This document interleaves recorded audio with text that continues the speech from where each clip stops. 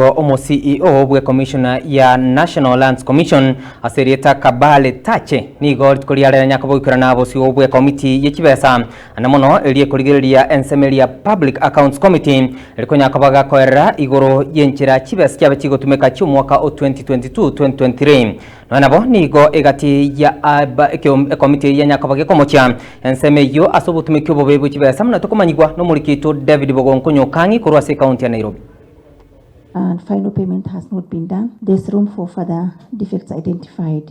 Litko lya lero Bosio Bwekomitii eteneta mangana yobulingo lya bwikibesa gosea Public Accounts Committee nigo yanyara kwage kumotwara omosiyo gosomonene oteneta mangana ye commission ya land yumanyikante na National Lands Commission nigo bare kumulingo lya igoro yobutumiki bwikibesa use budget ya nyarko bakego so ya 2022-2023. If the defects do not relate to the petitioning, why would they be related to the period of the petitioning when you are considering?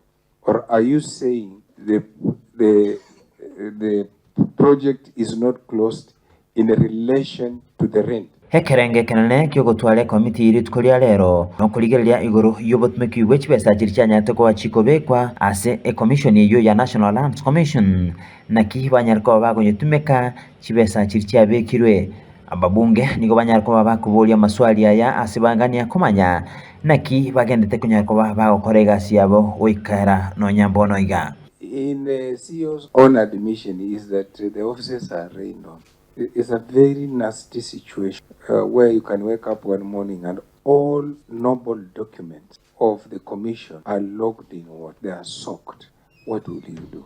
Mosiyo yo kabale tache kelanyara ko bakawika Bosio Bwekomitii ya park liganyara ko bagakwere serabuna nigo bagwetera masaibu amange kera bagenda kunyara ko bawo kolega CSH bisi cyabo abose banyara ko bagotera na nonye nigo bagotwerwa ekyo ababunge banyara ko bakubolia maswali amange nkigekogera. It cannot continue forever because even the defect period is normally 6 months after the contract has come to an end. So maybe I don't want to write a report, but probably CEO, you have to think along those lines.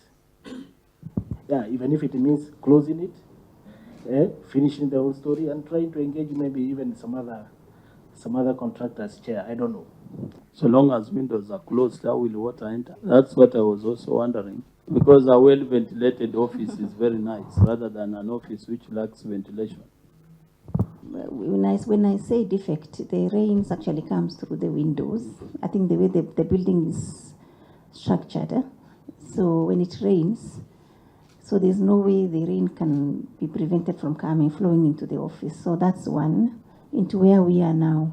So when we engage the contractor actually had already done the petition and said he was to do for us a petitioning at a cost of 130 million, which is a saving to the government for about 100 million. So the commission decided that I think this is the best way to go. So for this additional cost now is bring invoices. We are not agreeing because once we agree it was going to vary our the earlier quotations.